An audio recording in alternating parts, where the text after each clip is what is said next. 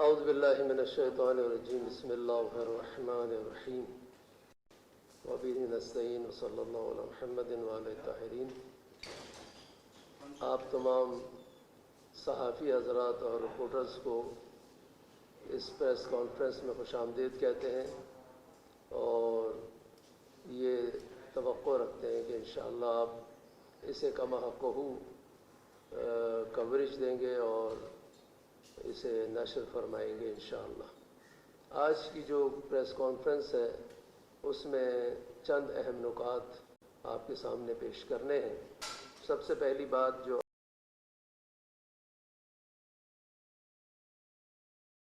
سیرت اور ان کی شہادت کے بارے میں آشنا ہوتا ہے اور گفتگو ہوتی ہے۔ کراچی میں اور پورے پاکستان میں آپ کی شہادت پر مختلف علاقوں میں جلوس نکالے جاتے ہیں اور یہ دن جو ہے وہ نہایت ہی احترام کے ساتھ منایا جاتا ہے۔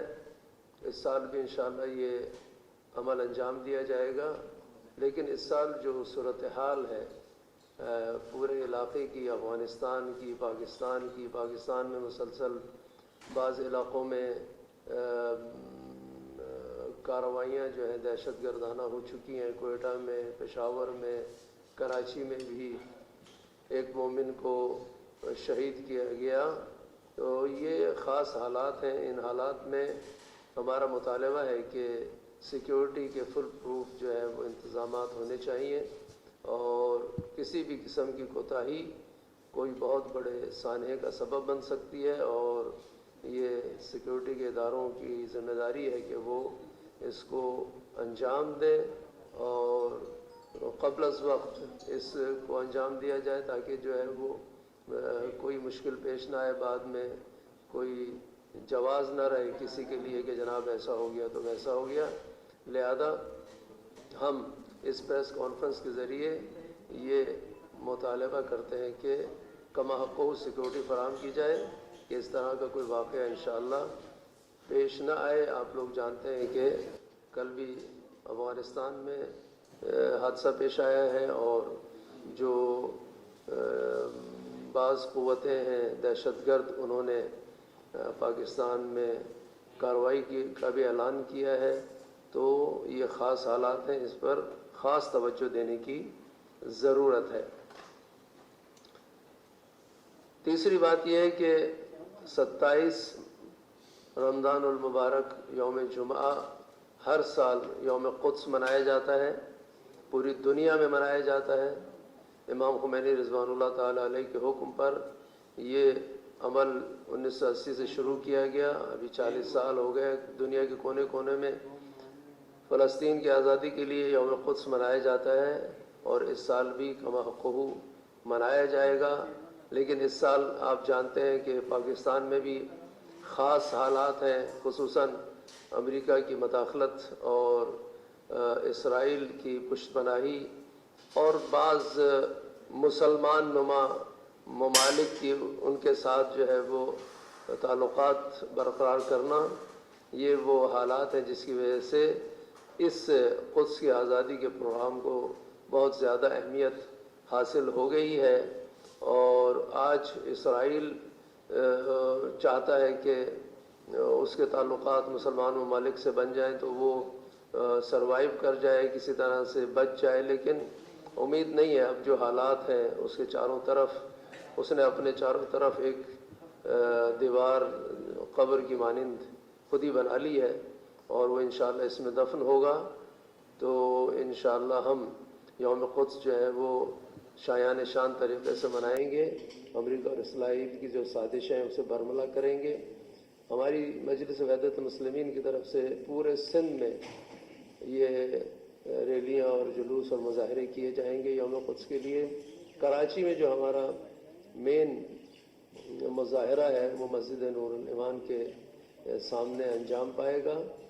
آپ تمام حضرات سے اسے بھی انشاءاللہ کوریج دینے کی درخواست کرتے ہیں۔ اس کے بعد جو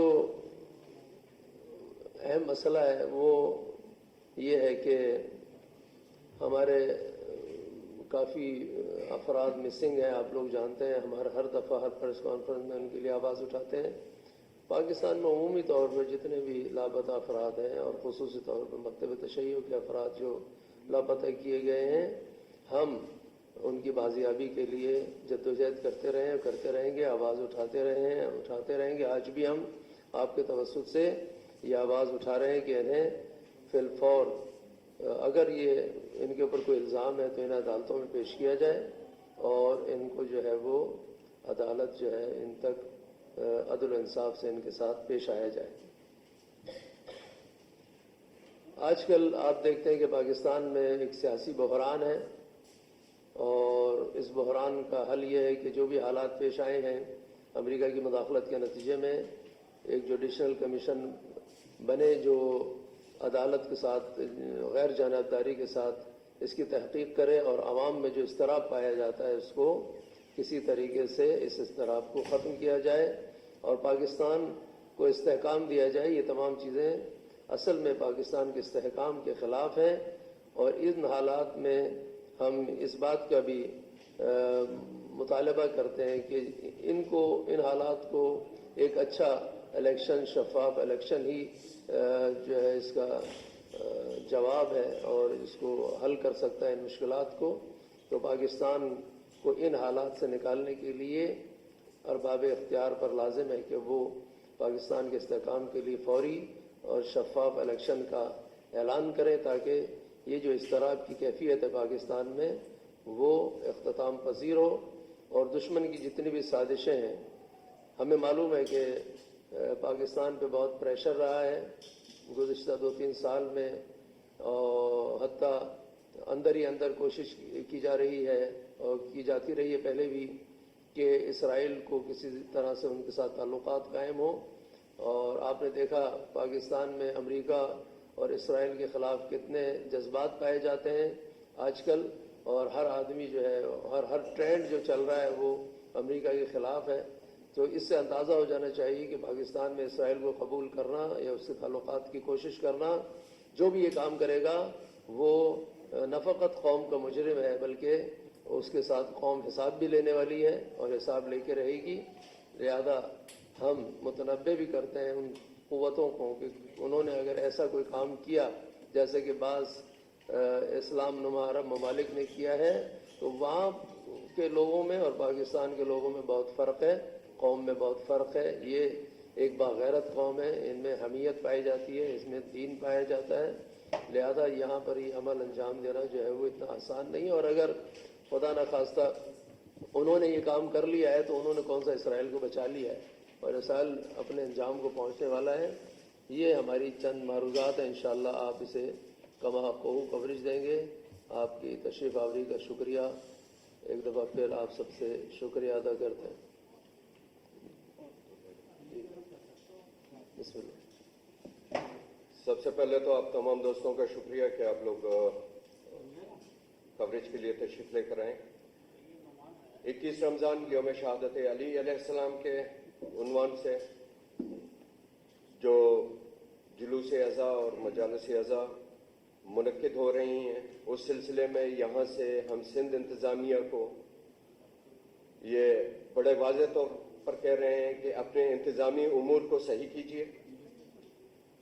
ملت کی جو لیڈنگ پوزیشن یا جماعتیں ہیں انہیں آن بورڈ لیجیے. بدقسمتی سے مجھے یہ کہنا پڑ رہا ہے کہ اس وقت تک تاحال آج تک سندھ حکومت یا سندھ کی جو انتظامیہ ہے وہ جو بھی انتظامات کر رہی ہے اس میں ملت جعفریہ کی فرسٹ لیئر لیڈرشپ کو کہیں پر بھی اعتماد میں نہیں لیا جا رہا. ان بحرانی حالات میں جب ملک ایک سیاسی بحران سے دوچار ہے، آپ کے خطے میں آپ کے ارد گرد جو دہشت گردی کے واقعات ہو رہے ہیں، خدا نخواستہ اللہ نہ کرے خاکم بدہن کہ اگر کوئی اس قسم کا واقعہ ہوا تو اس کی تمام تر ذمہ داری پھر سندھ انتظامیہ پر عائد ہوگی. پھر ملت جعفریہ کی لیڈرشپ سے کسی قسم کی تعاون کا وہ امید نہ رکھیں. نمبر 1. نمبر 2، یوم القدس مظلوم فلسطینیوں کی حمایت ہماری غیرت ایمانی کا متقاضی ہے. ان مظلوموں کے لیے کھڑا ہونا ان کے لیے آواز بلند کرنا یہ ہم سب پر فرض ہے. ہر اس شخصیت پر, ہر اس مسلمان کلمہ گو پر یہ فرض عائد ہوتا ہے جو کہ اپنے دل میں محبت محمد اور آل محمد رکھتا ہے. ان مظلوموں کی آواز بلند کرنا اور ظالم اسرائیل کی مکرو چہرے کو بے نقاب کرنا یہ نہ صرف ہمارا فرض ہے بلکہ آپ تمام صحافی جن کے ہاتھ میں قلم ہے, کیمرہ ہے اور جو میڈیا پر بیٹھے ہیں ان کی بھی ذمہ داری بنتی ہے. یوم القدس کا پروگرام مجلس وحدت المسلمین سندھ بھر میں بہت شان شوکت کے ساتھ اور بھرپور انداز میں اس کا انعقاد کرے گی. تیسری چیز, ایک نیریٹو جو ملک بھر میں, اس ملک کی سرزمین کے طول و عرض میں امریکہ عالمی استعمار مرد آباد کا نیریٹو تھا, آج اس وقت اس موجودہ حالات میں ایک عوامی نیریٹو بن چکا ہے. اور شکر خدا کا کہ پاکستان کی عوام کو اس کا ادراک ہو چکا کہ امریکہ ہمارے داخلی معاملات میں ہمیشہ سے مداخلت کرتا رہا ہے. اب یہ عوام پاکستان کے سامنے کھل کر آ گیا ہے کہ امریکی مداخلت سے یہاں پالیسیاں بنتی رہیں اور یہاں پر ان کی پالیسیوں کے وہ ثمرات تھے جس کی وجہ سے آج ہم اس زبوحالی اور بدحالی کا شکار ہیں. ہم اس نیریٹو کے, امریکی استعمار کے مرد آباد کے نیریٹو کے ساتھ ہیں. اس کے علاوہ جو حال ہی میں ایک تبدیلی ہوئی ہے حکومت کی, یہ ایک سیاسی پروسیس ہے جس میں ایک حکومت گئی اور دوسری حکومت آ گئی ہے. ہم توقع کرتے ہیں کہ انتخابی اصلاحات کے فوراً بعد پاکستان میں آزاد, شفاف اور پرامن انتخابات کو یقینی بنایا جائے گا.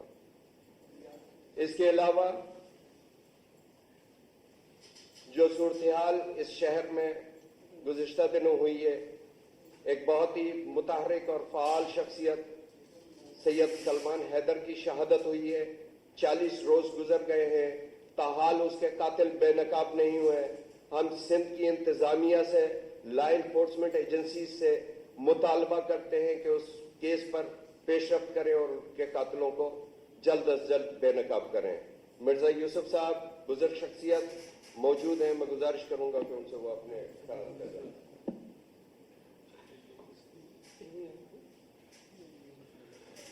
بسم اللہ الرحمن الرحیم. آج کی یہ پریس کانفرنس مجلس وحدت المسلمین کی طرف سے ہے اور یوم قدس کے حوالے سے ہمارے محترم علی حسین صاحب نے تفصیل سے بیان کیا ہے. ملک میں جو تبدیلی آ رہی ہے یا دنیا میں تبدیلی آ رہی ہے, اس حوالے سے یہ کہنا بہت ضروری ہے کہ حضرت امام خمینی جو بانی انقلاب اسلامی ہے, انہوں نے آج سے 40 سال پہلے کہا تھا کہ تمہیں دنیا میں جہاں کہیں شر اور فساد نظر آئے تو سمجھ لینا وہاں پر امریکہ کی مداخلت ہے. تو اس وقت سے آج تک ہم 40 سال سے تقریباً یہ نعرہ لگاتے آئے, امریکہ مرد آباد کا نعرہ لگاتے آئے, مگر ہم ہی لگاتے تھے. مگر آج الحمدللہ پاکستان میں اتنی بیداری آ چکی ہے کہ پارلیمنٹ کے اندر بھی امریکہ مرد آباد کے نعرے لگ رہے ہیں. تو یہ بہت بڑی تبدیلی ہے اور پاکستان کے لوگوں نے بھی محسوس کیا ہے کہ جناب امریکہ شرپسند ہے اور امریکہ ہر جگہ مداخلت کرتا ہے. وہ فقط مسلم ممالک کے معاملات میں مداخلت نہیں کرتا ہے بلکہ ہر دنیا کے معاملات میں یہ مداخلت کرتا ہے اور جو کمزور ہیں ان کے اوپر تو کرتا ہی کرتا ہے.